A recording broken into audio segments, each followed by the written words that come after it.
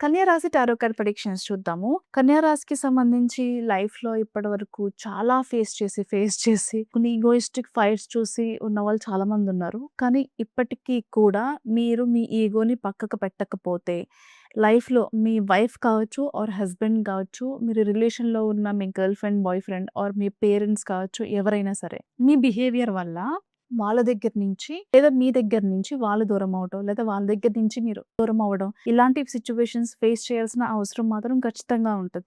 Unnecessary investment జోలికి ఇప్పుడు వెళ్ళడం అనేది మంచిది కాదు. ప్రతి ఆపర్చునిటీస్‌ని అందుకుని ముందుకు వెళ్ళేవాళ్ళు కొంతమందయితే, లైఫ్‌లో జరిగిన సిట్యుయేషన్స్ వల్ల ఆగిపోయేవాళ్ళు కొంతమందుంటారు.